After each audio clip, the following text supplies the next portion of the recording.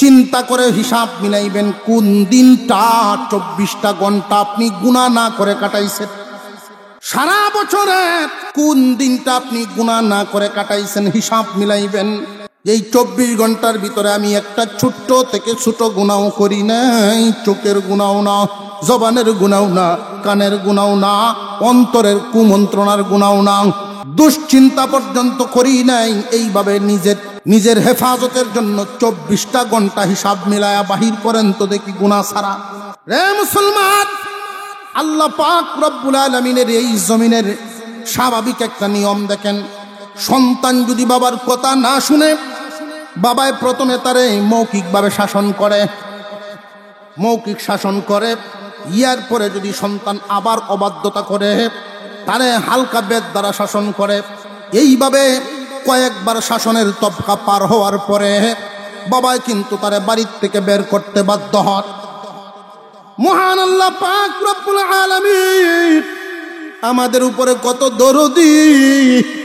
এই বান্দা কত নাফরমানি করে, এর পরেও না খাওয়ায় আল্লাহ রাখেন না। আল্লাহ পাক রব্বুল আলামিন বলেন লিউযীকাহুম বা'দাল্লাযী আমিলু লাআল্লাহুম ইয়ারজিউন। রে বান্দারা, মাঝে মাঝে কিছুতেই যাতে তোমরা পরিবর্তন আসে, ফিরে আসতে পারো। এই আসমানি আযাব গজব কেন আসে আমাদের উপরে? আল্লাহর গজবটা দুই ভাবে আসে। আল্লাহর গজব কয়ভাবে? ব্যক্তিগত, কোন সময় আসে সমষ্টিগত। সবটাই আমাদের হাতের কামাই। আল্লাহর গজব জমিনে যখন নাজিল হয়, বিনা কারণে আল্লাহ গজব দেন না। আল্লাহর গজব নাজিল হয়, ভূমিকম্প হয়, ভূমিধস হয়, যত ধরনের আযাব গজব, আসমানি আযাব গজব, জমিনি আযাব গজব, সব আমাদের কৃতকর্মের কারণে।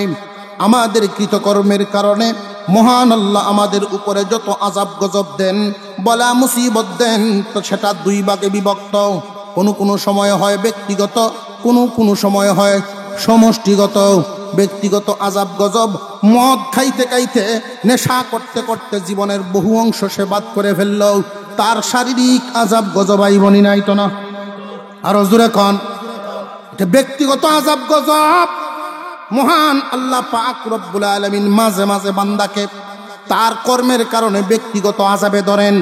বেবিচার করেছে, পাপাচার করেছে, পরকীয়ার মধ্যে ডুবিয়া রয়েছে, আল্লাহ পাক রব্বুল আলামিন যেই সীমারেখা দিয়েছেন জীবন গঠন, জীবন পরিচালনার জন্য, সেই সীমারেখা টপকায়া ঐচ্ছিক জীবন যাপন করিয়াছে।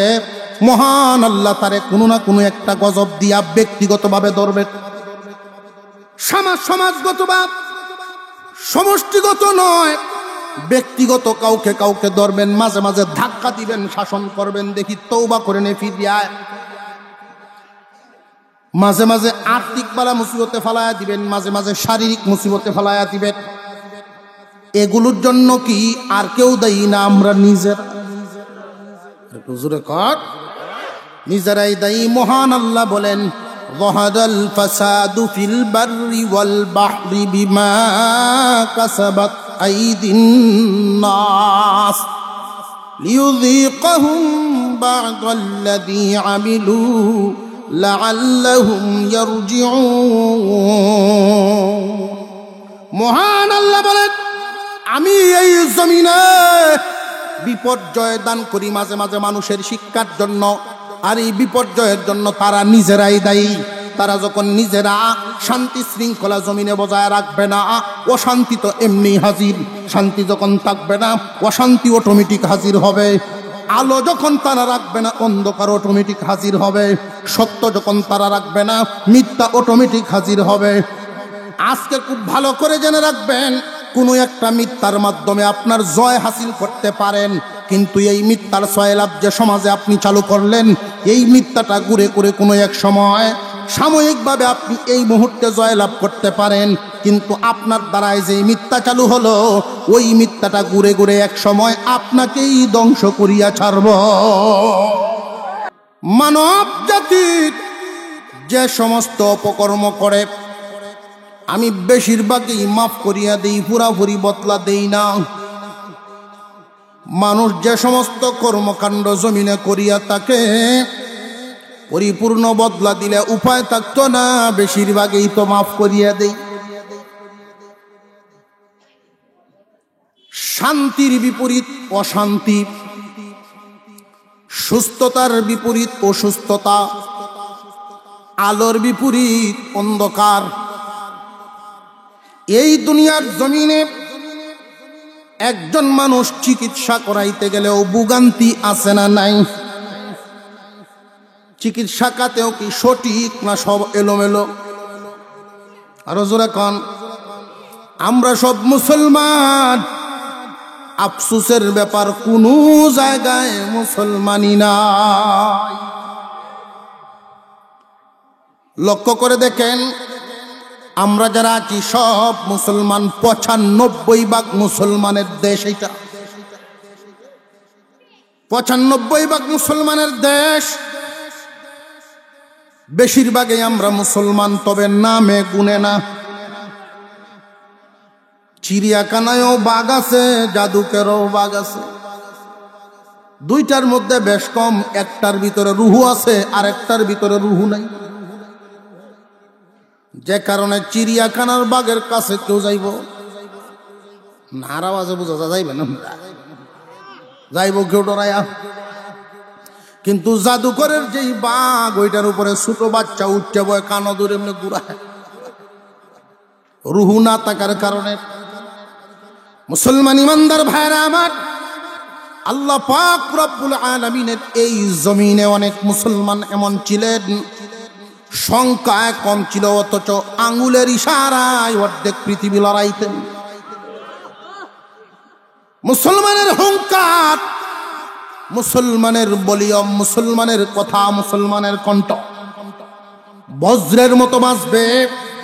মুসলমানের কথা, মুসলমান তো আল্লাহর প্রতিনিধি জমিনে, মানব জাতির জমিনে আল্লাহর প্রতিনিধি। এই জমিনে যা কিছু আছে সমস্ত কিছু আল্লাহ বানাইছেন আমাদের খেদমতের জন্য। কারি তৈয়ব সাহেব রহমতুল্লাহি আলাইহি উনি বড় সুন্দর উদাহরণ দিয়ে বুঝাইছেন। উদাহরণ, একজন মানুষ নিয়ত করেছেন একটা সুন্দরী মেয়েকে বিয়ে করবে, তার মনের মতো একটা মেয়ে। এই মেয়েটাকে আনবে, বিয়ে করার আগেই চিন্তা ভাবনা করলো, আমি যে তাকে আনবো তারে আইনে রাখবো, কই জায়গাটা তো আগে ব্যবস্থা করা দরকার। বিয়ে কোনো করে নাই, মেয়ের জন্য ঘর বানাইছে। গরমের দিনে যেন গরম না লাগে, ঠান্ডার দিনে যেন ঠান্ডা না লাগে, এসি এবং হিটারের ব্যবস্থা করছে। মেয়ে আনছে না আনার আগেই এই মেয়েটা যেন পানিতে কোনো ভোগান্তিতে না পড়ে, পানির সমস্যা যেন না হয়, সাপ্লাইয়ের ব্যবস্থা করছে। অন্ধকারে যেন কষ্ট না পায়, সুন্দর বিভিন্ন রকমারি লাইটিং এর ব্যবস্থা করছে। মেয়েকে আনছে না আনার আগেই পছন্দের মানুষটা কোন জায়গায় থাকবো এই ব্যবস্থাটা আগে করতেছে সে। কোন কারণে? তারে ভালোবাসার কারণে। একটা মানুষকে ভালোবাসে, এই কারণে সেই এত কিছু করতেছে। এই মেয়েটাকে আনার পর সকাল বিকাল খাদ্য সরবরাহ করবে, তার খেদমতের জন্য বাবুর্চির ব্যবস্থা করা হয়েছে, জারুদার ব্যবস্থা করা হয়েছে, যেন ভয় পরিষ্কার রাখে বাড়িটা। দুধওয়ালাকে বইলে রাখছে, সকাল বিকাল দুধ দেয়া যায় বা পুষ্টিকর খাবার। মুরগা মুরগি লালন পালন করার জন্য কর্মচারী দেয়া রাখছে। উদ্দেশ্য কি? তার পছন্দের একটা মেয়ে আনবে এই বাড়িতে। সব ব্যবস্থা করা হলো, এরপরে মেয়েকে বিবাহ করে এই বাড়িতে আনলো। মেয়েটার উচিত কি যে আমার জন্য এত কিছু করলো, তার মন খুশি করা। জোরে কর, ঘুমাই গেছেন গিয়া। এত কিছু করলো একজন মানুষ, শুধু তার মন পাওয়ার জন্যই তো না, আর কিছু। কিন্তু এই নাফরমান মহিলা সে করে ডাকি, এত কিছু করলো যে তার দিকে না তাকায়া বাড়ির কর্মচারীর সাথে চোখ টিপ মারে, যে এখন কোন দেখি আর কি গুলি হরণ লাগে না, গুলি হরণ লাগে না। তোর খেদমতের জন্য বাড়িওয়ালার বাড়ির মালিক, তোর খেদমতের জন্য যাদেরকে নিয়োগ দিছে তুই তারার সাথে চোখ মারো। খাদেম রইল খাদেম, তুই হইল মাখদুম। তুই মালিকের সাথে সম্পর্ক না করিয়া এই খাদেম খুদ্দামের সাথে সম্পর্ক লাগাইছ। কারি তৈয়ব সাহেব রহমতুল্লাহি আলাইহি বলেন, দুনিয়ার মানুষ এই পৃথিবীর জমিনে আমাদেরকে পাঠাইবার আগেই মহান আল্লাহ পাক রব্বুল আলামিন পৃথিবী নামক ঘরটা বানাইছেন, দুনিয়া নামক ঘর। বিশাল আসমান সাদ, এই জমিনটা একটা বিছানা। এই জমিন যেন নড়াচড়া করতে না পারে, জমিন যেন নড়াচড়া করতে না পারে, এই জন্য বিভিন্ন জায়গায় জায়গায় পাহাড়কে বসায়া দিছেন। আমার মানব জাতি এই জমিনের উপরে বসবাস করবে, যেন নড়াচড়া করতে না পারে। সুন্দর করে পাহাড় বসায়া দিছেন মানুষের খেদমতের জন্য। বিভিন্ন গাছপালা দিয়া এত সুন্দর বাগান করে সাজাইছেন। মৌসুমে মৌসুমে ফল আসবে। আল্লাহ পাক রব্বুল আলামিন মানুষের সুখের জন্য উপযুক্ত জায়গায় একটা সূর্য বসায়া দিছেন। উপরে উঠান নাই, পৃথিবী বরফ হয়ে যাবে। এর নিচেও নামান নাই, এই দুনিয়া জ্বলিয়া ছাই হয়ে যাবে। আল্লাহ রাব্বুল আলামিন উপযুক্ত জায়গায় সূর্যরারে সেট করিয়া দিলেন পৃথিবীর মানুষের খেদমতের জন্য। পানির জন্য মেঘবালা নামক মিকাইল আলাইহিস সালামকে দায়িত্ব দিলেন, পানি দিয়া খেদমত করবা। মেঘমালা দিয়া দিলেন মহান আল্লাহ পাক রব্বুল আলামিন। বাতাস দিয়া দিলেন, সাপ্লাই বাতাস দিয়া দিলেন।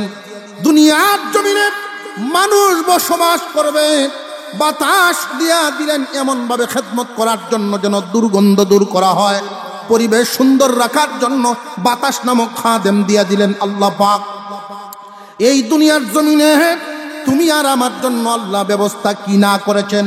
সব ব্যবস্থা করেছেন, কিন্তু মানুষ ওই মালিকের দিকে না তাকাইয়া মানুষের খাদেম যে সমস্ত জিনিস দুনিয়ার জমিনের সৃষ্টির দিকে মহব্বত জুড়িয়া দেয়। এই দুনিয়াতে যায় ঝামেলা আযাব গজব হওয়ার কারণটা আমি বলতেছি। বিপর্যয় কেন আসে, বিপর্যয় কারে কয় এটা আগে বুঝাইছি। আওলা দাওলা সহজ বাংলা যেটা ভাবার কথা এটা নেই। শান্তির অনুপস্থিতি অশান্তি, আলোর অনুপস্থিতি অন্ধকার,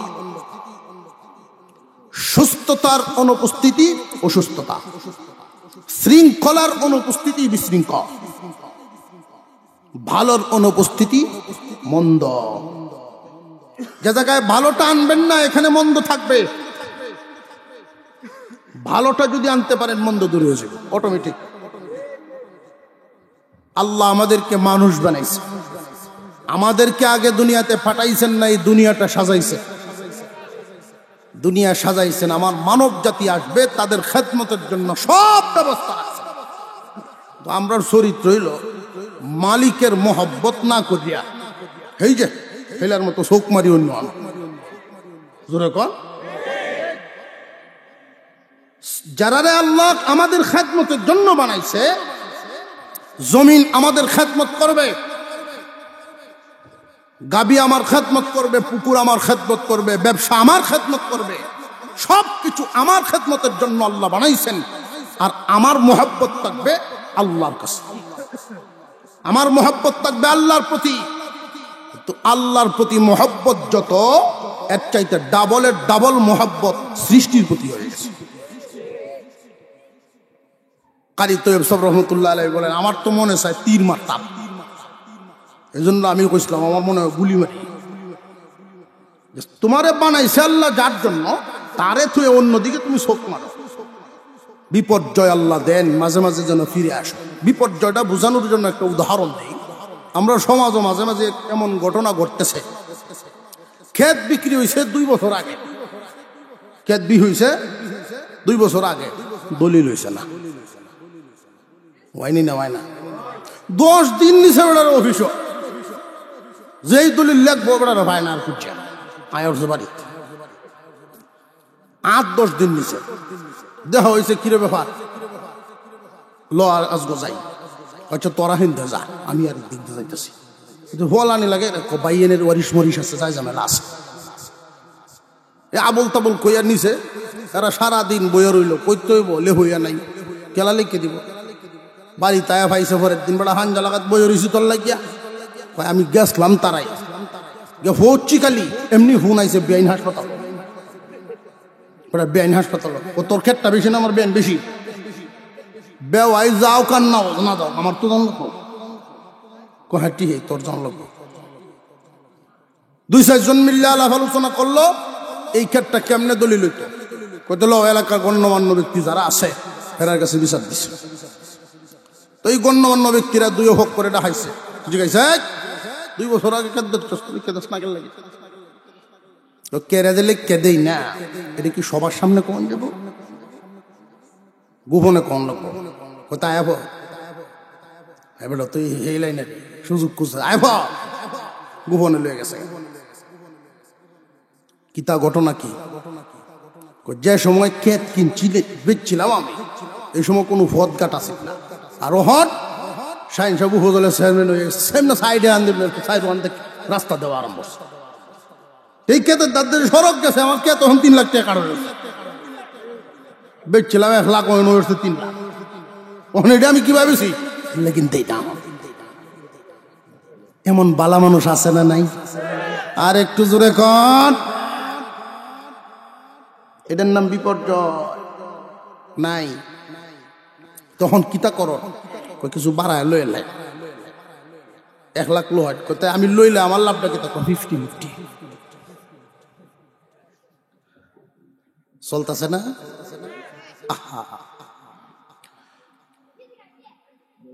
আমরা মুসলমান, 95% মুসলমানের দেশ আমাদের এই বাংলাদেশ। আফসোস কোন জায়গায় মুসলমানই পাই না। আমরা মুসলমান, হাসপাতালে গেলেন ওইখানে কিন্তু মুসলমানই পাই না, অফিসে গেলেন মুসলমানই নাই, ব্যবসাত গেলেন মুসলমানই নাই, আওরো গেলেন মুসলমানই নাই। একটা জায়গার মধ্যে মুসলমানই ছিল এতকাল, মসজিদ এখন হেনও নাই। মসজিদ কমিটি যখন করে দেখবেন তাকওয়ার দিক খেয়াল করে না। মসজিদ কমিটি করার ক্ষেত্রে মসজিদ আল্লাহর ঘর, আল্লাহর ঘরের রক্ষণাবেক্ষণের জিম্মাদারি কার উপরে দিব, তাকওয়ার দিক লক্ষ্য করে না, দুনিয়ার দিক লক্ষ্য করে। দুনিয়াদারির চিন্তা ভাবনা। বর্তমান সময়ের মসজিদগুলো ফাঁকা হয় কিন্তু মুসল্লি দিন দিন কাঁচা হয়। এমন একটা সময় ছিল মসজিদগুলো ছিল এমন কাঁচা, এমন দুর্বল, বৃষ্টি আসলে মুসল্লির মাথায় পানির ছিটা পড়ত। কিন্তু এই মুসল্লিগুলো খুব দামি মুসল্লি, তারা যখন সাজদা দিত মসজিদের সেই পবিত্র মাটি মুসল্লির কপালে লাইগে যেত। এখনো পর্যন্ত আল্লাহর ঘর মসজিদে খুঁজে ওই মুসল্লিগুলা কই। এখনকার সময়ের মানুষ আল্লাহর ঘর মসজিদের ভিতরেও দেখবেন সঠিক মুসলমানিটা ধরে রাখতে পারে না। দুনিয়াদারির দিকে খেয়াল করে, হালাল হারাম, হালালের হারাম লক্ষ্য করবেন। একটা বিষয়, একটা লাইন হলো হালালের ইনকামের লাইন, আর একটা হলো হারাম ইনকামের লাইন। হালাল লাইনে যত ইনকামের পথ আছে এর মধ্যে সর্বনিম্ন ভিক্ষা করা। আল্লাহ পছন্দ করেন না ভিক্ষাবৃত্তি, ইসলাম পছন্দ করে না, কিন্তু অনুমতি দেওয়া আছে। ভিক্ষা করা জায়েজ কিন্তু আল্লাহর অপছন্দ। তালাক দেওয়া জায়েজ কিন্তু আল্লাহর অপছন্দ। ইসলামের 2টা জিনিস এমন হালাল যেটা আল্লাহ পছন্দ করেন না, হালাল কিন্তু আল্লাহর অপছন্দ। বিশ্বনবী বলেন, এই আসমানের নিচে জমিনের উপরে যে তালাক দিল আর যারে দিল সে নিকৃষ্ট, যে দিল সেও নিকৃষ্ট, যারে দিল সেও নিকৃষ্ট। আপনারা প্রশ্ন করতে পারেন, হুজুর যারে দিল হের দোষ কি? যে দিল হে নিকৃষ্ট বুঝলাম, যারে দিল হের দোষ কি? দোষ যে কি তল্লাশি নিয়ে দেখবেন দোষ কি। বেশিরভাগ তালাকই হয় নারী পক্ষের কারণে। বেলা যদি রাগের মাথা তারে কোনোভাবে তামাই তো হচ্ছে গুসা সুরে কয় যদি কইয়াই ফেলায় কোনো বেড়ায়, এই তামবে না কয়াল তাম, এই হাই ভোল্টেজটা দেখছে তামা এলাই কোনো বেড়া কয়ালাম তোর তো সাজিয়ে দেম, কিন্তু ডরাই আছে বদ্ধ মহা বেটি ডরাই বহুত তো হৌরের নাম লয়ে ও মুহের হু তৈলে কয়াল আছে দেখি এই কারবারটাও বাপের নামটা লয়ে বাপ মারা গেছে আরো 5 বছর আগে ও মুহের গড়ে রইলে কয়ালা দেখি এবার গুসা উঠতো না শৈল পরে একদমে 14টাতে যা তুই নিবে 3 দিয়া তোর দাদিরে দি 6টা দিতে যাও মাথা গরম করে যা দেখি। তালাকের জন্য মহিলারও দোষ আছে না নাই? এই জন্য বিশ্বনবী বলছেন যে তালাক দিল যারে দিল, যে দিল এবং যারে দিল উভয়ের উপরেই লানত প্রাপ্ত তারা। মুসলমান ইমানদার ভাইরা আমার, কোন জায়গায় পরিপূর্ণ মুসলমানি খুঁজে পাওয়া যাচ্ছে না। লক্ষ্য করে দেখবেন হালাল তরিকা সর্বনিম্ন রাস্তাটা হইল কি? ভিক্ষা করা। এটা হইল হালাল লাইন। ডান দিকে পাইলাম হালাল লাইন, আর হারামের লাইন সবার উপরে সুদ ঘুষ। কিন্তু সমাজ আমরা কোন দৃষ্টিতে মানুষের সাথে আচরণ করি লক্ষ্য করে দেখবেন। শুক্রবারের দান বাক্স যখন ছাড়া হয়, মার দেওয়া পাঞ্জাবি বিন্দা আগের কাতারও সাপ্তাহিক শুক্র আলী মুসল্লি কি আলী সপ্তাহে একদিন আই লেকিন শুক্র আলী সপ্তাহে একদিনে আই আমরা মার দেওয়া পাঞ্জাবি বিন্দে। যেই দান বাক্সটা সামনে আইছে টাকাগুলি বাইর করে মশা নতুন একটা 100 টাকা নোট দিছে। সাইডেতে 2-4 জনের দিককে কয় না মসজিদের সভাপতি হইলে বেটাই হইতো। আমরার বিচার আচার এমন চলেনি না? চলে না। এই জন্য বলি মসজিদ আল্লাহর ঘর, ওইখানেও ইসলাম নাই, তাকওয়ার দিক খেয়াল নাই, তার আমলের হালত কি এটার খেয়ালই নাই, ইনকাম কোন পথে এটার খেয়াল নাই, ইনকামটা কোন পথে তার আমলের হালত কি এই বিষয়টা খেয়াল না করিয়া যে আল্লাহর ঘরের জিম্মাদারি দিলা, যে নিল সে তো না বুঝাই নিছে যে আমি কি এটার যোগ্য কিনা এটা বুঝেই না সে। আর যারা দিল তাদের লক্ষ্য হইল যে আমরার ভাঙ্গা টিনের গোড়ার থাকতো না, এখন টাইস হইব তারা জিম্মাদারি দিলে। উদ্দেশ্য হইতো বলা না। আল্লাহর ঘর মসজিদ, এইখানেও এখন অনেক অনিয়ম চলে। ইমাম সাহেব ওয়াজ করছেন নামাজীদের উপরে আল্লাহর রহমত নাজিল হয়, তবে এই রহমত সবার আগে ইমামের উপরে পড়ে, এরপরেই ইমামের পিছনে যিনি দাঁড়ান তার উপরে রহমত চলে যায়। 5 ফুটের বাপ 7 ফুটের বাপ শেষ জীবনে মসজিদ হামাইছে, বেড়ায় মনে মনে কয় তাহলে আর এই রহমত কেউ রে নেওয়ার লাগিন দিতাম না এই জায়গাত বেড়াবে। অথচ ইমামের পিছনে বসার কিছু মাসালা মাসাইল আছে না নাই? ইমামের পিছনে বসবেন উনি, ইমামের অবর্তমানে নামাজ চালায় নিতে পারেন যিনি। বহুত মসজিদ ঘুরে ঘুরে দেখছি, যত বড় আলেমে যাও এই জায়গা যাও ওটা লইছি এটা ছাড়তে রাজি, আর মুয়াজ্জিন সব কিছু কয় কইব যে কারণ আমরা যে চাকরিটা আপনারা দেই এত দুর্বল, বউ সারলে তো 3 বার লাগে, আমরা একতলা হয়ে পরিষ্কার, যদি কোন যান তুই শেষ একটাই পরিষ্কার, এমন শক্তি আমরা। বেড়া গেছে এই ওয়াজ শুনতে পারি, বউরে ডাকতেছে বেওয়াই যাবার হজত যায় নামাজ দিচ্ছি এটা কই বার হয়ে দে। 2 সপ্তাহ হয়েছে মসজিদে গেছে হইনে যায় নামাজ দিতে, কয়েকটা জায়গা দখল হরণ লাগবে তাড়াতাড়ি দে, জায়গা দখল করবো না মসজিদে। মসজিদে নিয়ে ইমামের পিছনে জায়গাটা পিছাইছে, আছে না নাই? এই কথাগুলি বলার আগে এই রূপটি দূর হইত। ইমামের পিছনে বিছাইবেন আপনি এমন যোগ্য ব্যক্তি, নামাজ পড়ানোর যোগ্যতা আছে, বেড়ায় না বিছাইছে। আপনি ব্যক্তিগত যায় নামাজ যদি আল্লাহর ঘরে বিছাতে চান, মনের অবস্থাটা এমন রাখতে হবে এখানে যে কেউ বসার অনুমতি দিয়ে রাখতে হবে, বলে আল্লাহর ঘরের জায়গা আপনি দখল করতে পারেন না। আপনি যাই হন, আপনি 10 ফুট অন্তর 20 ফুট উঠানের গরম হলে তোলা মাসলা তো মাসলার গতিতে এমন বেড়া যে যায় নামাজ বিছাইছে, কেউ যদি বই ওরে গিয়া আস্তে আস্তে ওই লোক কয় মেয়ে দেও না, বিছাই দেও না, তুল্লা দেয়। একদিন ফেস লাগিয়ে হয়েছে এক মসজিদ, ইমাম সাহেব 2 হাত পড়াইছেন, বেল লাগছে, তখন পিছনে হাত দিয়ে যারে ধরছে হেরিতন বসাম নেয় পাইছে তো জাগা দোল হরই আরে টান দিছে সামনের দিকে, বেড়া টানে ভিসে, ইমাম টানে সামনে, 2-3 টান দেওয়ার ভোরেই নিয়ত চারি দিছে। হুজুর আমি কিস্তা জানি না, আমার টানুন না, আমার টানুন না, আমি কিছু জানি না। আশপাশের সব নিয়ত চাইতে দিয়া নামাজ তো ফেসেই লেগে আছে। আপনি এনো কেড়ে গে কারো আপনি কিছু জানুন না, তো এই জায়গা কেড়ে লাগি।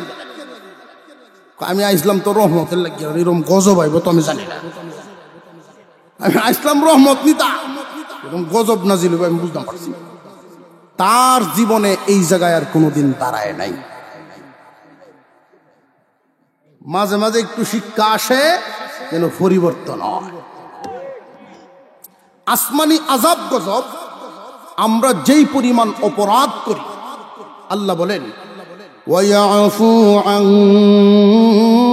কাসীর, বেশিরভাগই আমি মাফ করে দেই। তোমাদের অপকর্মের বদলা যদি আমি দুনিয়াতে দেই, 1 মিনিটও বাঁচতে পারবা না। 360 বা 65 দিনে 1 বছর চিন্তা করে হিসাব মিলাইবেন, কোন দিনটা 24টা ঘন্টা আপনি গুনাহ না করে কাটাইছেন। সারা বছরে কোন দিনটা আপনি গুনাহ না করে কাটাইছেন হিসাব মিলাইবেন। এই 24 ঘন্টার ভিতরে আমি একটা ছোট্ট থেকে ছোট গুনাহ করি নাই। চোখের গুনাহ না, জবানের গুনাহ না, কানের গুনাহ না, অন্তরের কুমন্ত্রণার গুনাহ না, দুশ্চিন্তা পর্যন্ত করি নাই। এইভাবে নিজের হেফাজতের জন্য 24টা ঘন্টা হিসাব মিলায়া বাহির করেন তো দেখি গুনাহ ছাড়া। রে মুসলমান, আল্লাহ পাক রব্বুল আলামিনের এই জমিনের স্বাভাবিক একটা নিয়ম দেখেন। সন্তান যদি বাবার কথা না শুনে, বাবায় প্রথমে তারে মৌখিকভাবে শাসন করে, মৌখিক শাসন করে, ইয়ার পরে যদি সন্তান আবার অবাধ্যতা করে, তারে হালকা বেদ দ্বারা শাসন করে। এইভাবে কয়েকবার শাসনের তবকা পার হওয়ার পরে বাবাই কিন্তু তারে বাড়ির থেকে বের করতে বাধ্য হয়। মহান আল্লাহ পাক রব্বুল আলামিন আমাদের উপরে কত দরদি, এই বান্দা কত নাফরমানি করে, এরপরেও না খাওয়ায় আল্লাহ রাখেন না। আল্লাহ পাক রব্বুল আলামিন বলেন লিউযীকাহুম বা'দাল্লাযী আমিলু লাআল্লাহুম ইয়ারজিউন। রে বান্দারা, মাঝে মাঝে কিছু দেই যাতে তোমরা পরিবর্তন আসে, ফিরে আসতে পারো। এই আসমানি আযাব গজব কেন আসে আমাদের উপরে? আল্লাহর গজবটা 2 ভাবে আসে। আল্লাহর গজব কয়ভাবে? ব্যক্তিগত, কোন সময় আসে সমষ্টিগত। সবটাই আমাদের হাতের কামাই। আল্লাহর গজব জমিনে যখন নাজিল হয়, বিনা কারণে আল্লাহ গজব দেন না। আল্লাহর গজব নাজিল হয়, ভূমিকম্প হয়, ভূমিধস হয়, যত ধরনের আযাব গজব, আসমানি আযাব গজব, জমিনি আযাব গজব, সব আমাদের কৃতকর্মের কারণে।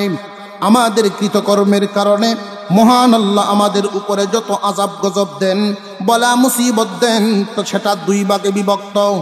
কোন সময় হয় ব্যক্তিগত, কোন সময় হয় সমষ্টিগত।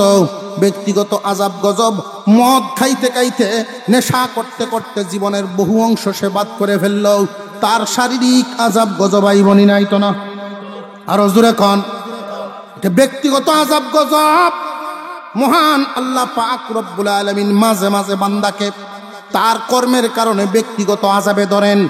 বেবিচার করেছে, পাপাচার করেছে, পরকীয়ার মধ্যে ডুবিয়া রয়েছে, আল্লাহ পাক রব্বুল আলামিন যেই সীমারেখা দিয়েছেন জীবন গঠন, জীবন পরিচালনার জন্য, সেই সীমারেখা টপকায়া ঐচ্ছিক জীবন যাপন করিয়াছে। মহান আল্লাহ তারে কোনো না কোনো একটা গজব দিয়া ব্যক্তিগতভাবে ধরবে। সমাজগত বা সমষ্টিগত নয়, ব্যক্তিগত কাউকে কাউকে ধরবেন, মাঝে মাঝে ধাক্কা দিবেন, শাসন করবেন, দেখি তওবা করে নে ফিরিয়ায়। মাঝে মাঝে আর্থিক বালা মুসিবতে ফালায়া দিবেন, মাঝে মাঝে শারীরিক মুসিবতে ফালায়া দিবেন। এগুলোর জন্য কি আর কেউ দায়ী না? আমরা নিজেরাই দায়ী। মহান আল্লাহ বলেন, যাহারাল ফাসাদু ফিল বাররি ওয়াল বাহরি বিমা কাসাবাত আইদিন নাস লিয়ুযীকাহুম বা'দাল্লাযী আমিলু লাআল্লাহুম ইয়ারজিউন। মহান আল্লাহ বলেন, আমি এই জমিনে বিপর্যয় দান করি মাঝে মাঝে মানুষের শিক্ষার জন্য, আর এই বিপর্যয়ের জন্য তারা নিজেরাই দায়ী। তারা যখন নিজেরা শান্তি শৃঙ্খলা জমিনে বজায় রাখবে না, অশান্তি তো এমনি হাজির। শান্তি যখন থাকবে না, অশান্তি অটোমেটিক হাজির হবে। আলো যখন তারা রাখবে না, অন্ধকার অটোমেটিক হাজির হবে।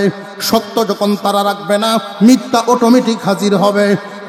আজকে খুব ভালো করে জেনে রাখবেন, কোনো একটা মিথ্যার মাধ্যমে আপনার জয় হাসিল করতে পারেন, কিন্তু এই মিথ্যার সয়লাভ যে সমাজে আপনি চালু করলেন, এই মিথ্যাটা ঘুরে ঘুরে কোনো এক সময় সাময়িকভাবে আপনি এই মুহূর্তে জয়লাভ করতে পারেন, কিন্তু আপনার দ্বারাই যে মিথ্যা চালু হলো, ওই মিথ্যাটা ঘুরে ঘুরে এক সময় আপনাকেই ধ্বংস করিয়া ছাড়ব। সমাজের মধ্যে অন্যায় অবিচার আমরাই চালু করি, আর এগুলোর জন্য আমরাই ভোগান্তিতে পড়ি। কথা বুঝে আসতেছে? আমরাই চালু করছি, আমরাই ভোগান্তিতে পড়ি। বর্তমান সমাজে ভালোটার মূল্য কম, মন্দের মূল্য বেশি। ভালোর মূল্য কম, মন্দের মূল্য বেশি। এই কারণেই অশান্তি। খুব পরিবর্তন করেন চিন্তা ভাবনা, সঠিক জিনিসটা হাজির করেন, বেঠিক অটোমেটিক দূর হয়ে যাবে। কষ্ট করে ত্যাগ দিয়ে আলো সামনে এনে হাজির করেন, অটোমেটিক অন্ধকার দূর হয়ে যাবে।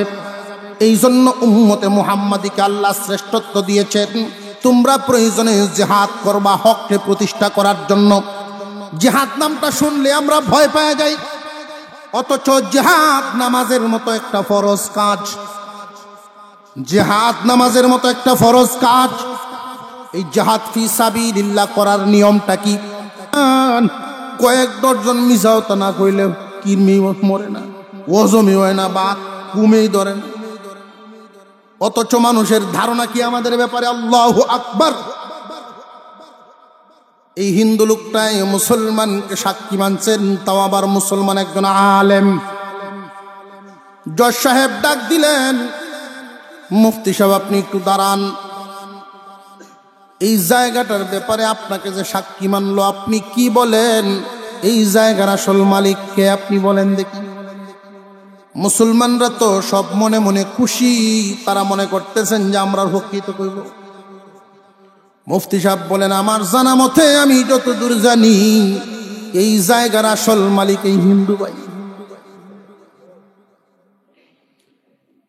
মুসলমানদের চেহারা তো মলিন হয়ে গেল। জজ সাহেব তিনি বলতেছেন, আমি যদিও খ্রিস্টান মানুষ, কিন্তু ইসলামের অনেক বই পুস্তক আমি পড়ি।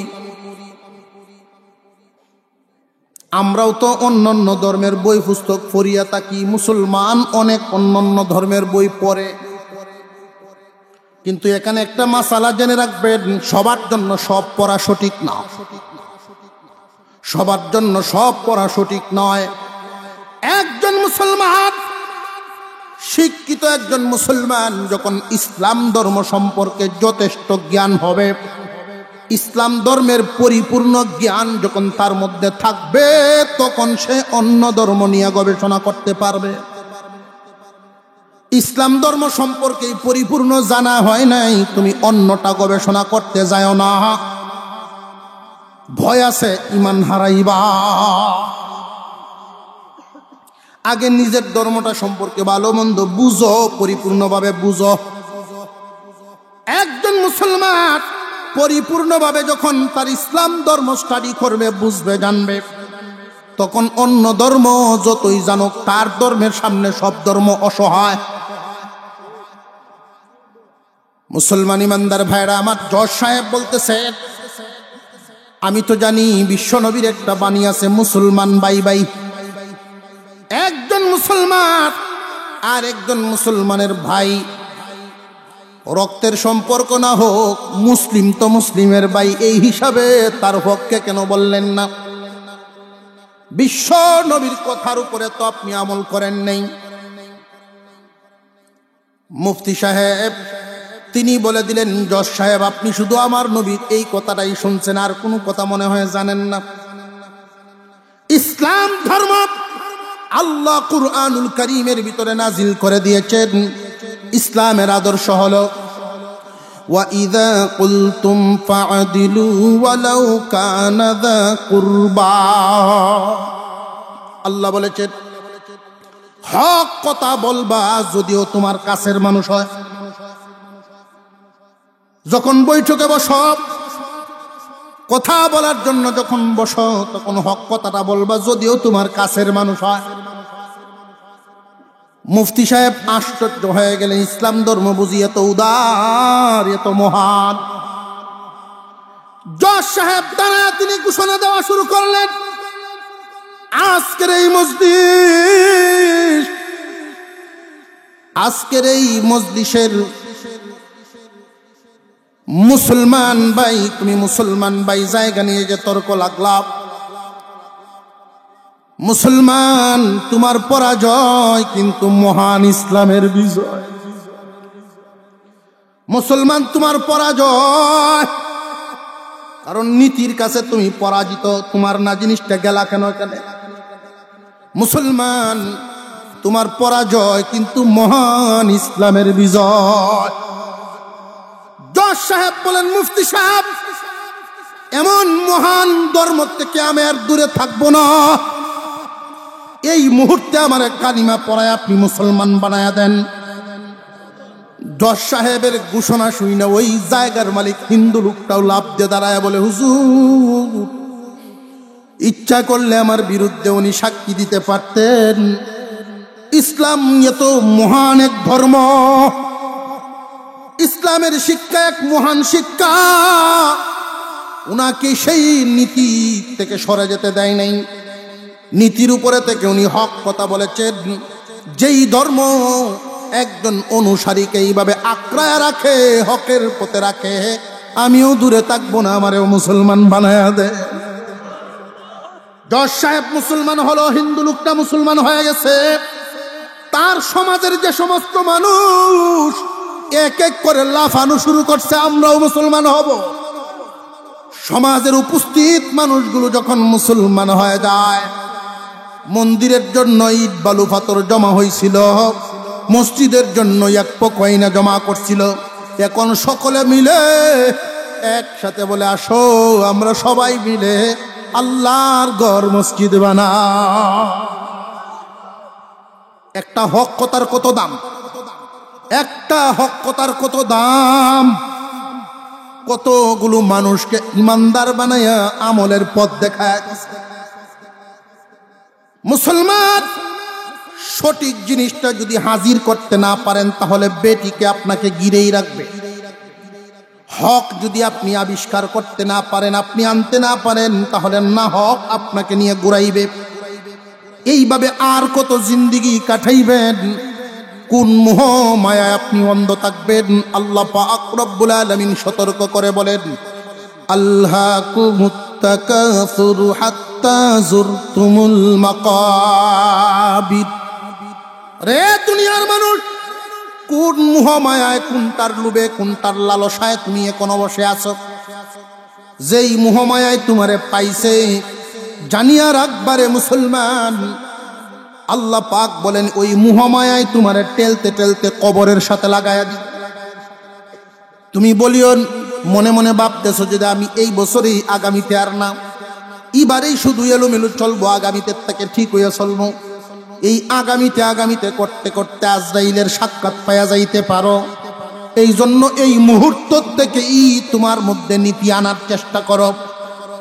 আল্লাহ পাক রব্বুল আলামিন এক আয়াতের মধ্যে বলেন, ফাআকিম ওয়াজহাকা লিদ-দীনিল কাইয়্যিম মিন ক্বাবল আন ইয়াতিয়া ইয়াউমুল লা মারাদ্দা লাহু মিনাল্লাহ ইয়াউমাইযিন ইয়াসতাদউন। মহান আল্লাহ পাক রব্বুল আলামিন বলেন, ফাআকিম ওয়াজহাকা লিদ-দীনিল কাইয়্যিম, অটল থাকো, মজবুত ভাবে তুমি অবস্থান নাও তোমার দিনের ছায়াতলে। ওই দিনটা আসার আগে, আল্লাহর পক্ষ থেকে ওই দিনটা আসার আগে, যেই দিন দুইটা দল হবে, একটা সঠিক একটা বেঠিক, একটা সঠিক একটা বেঠিক, একটা ইসলামের একটা অনিসলামের, সঠিক বেঠিক দুইটা দলে বিভক্ত হওয়ার, অর্থাৎ জান্নাতি আর জাহান্নামী দুইটা দলে বিভক্ত হওয়ার আসার দিনটা আগেই, ওই দিনটা আসার আগেই তুমি নিজের অবস্থানকে আগে ঠিক করো। তুমি কোন দলের মানুষ এটা ঠিক করো। যদি বলো আমি হক দলের, হক দলের খানা পিনার নিয়ম নীতি আছে না নাই? জবান খুলে আওয়াজ দিবেন, আছে না নাই? হক দলের নিয়ম নীতি, লেনদেনের নিয়ম নীতি আছে না নাই? তুমি যদি বলো আমি হক দলের সদস্য, আমি একজন মুসলমান হইয়া দুনিয়াতে থাকতে চাই, মুসলমান হইয়াই দুনিয়া ছাড়তে চাই, তাহলে মুসলমানের নীতি আদর্শ তোমার মধ্যে এনে নাও। মুসলমানের নীতি আদর্শ দিয়ে তোমাকে ঘিরে ফেলো, তাহলে তুমি একটা পক্ষ হইলা। আর যদি তুমি যেইভাবে আসো এইভাবেই চলো, মুনকার নাকির তোমাকে যদি জিজ্ঞাসা করে ওমা দিনুকা, তোমার দিন কি, তোমার দিনটা কি, এই সময় যদি বলেন যে আমার দিন এলোমেলো, আমরা যে চলাফেরা এইটাই তো কোন লাগবো এলোমেলো। এলোমেলো কোয়ার বাউ নাই। আল্লাহ বলেন ফাআকিম ওয়াজহাকা লিদ-দীনিল কাইয়্যিম, মজবুত করে ফেলো, মজবুত অবস্থান নেও। তুমি কোন দিনের অনুসারী? সত্যি যদি ইসলামের অনুসারী হয়ে থাকো, তাহলে নিয়ম নীতি তোমার মধ্যে মজবুত ভাবে ঘিরে ফেলো। সবটা কাজে ইসলামকে অনুসরণ করবা। আল্লাহ যেন আমাদেরকে আমলের তৌফিক দান করেন, বলুন আমিন। আরো জোরে বলেন আমিন।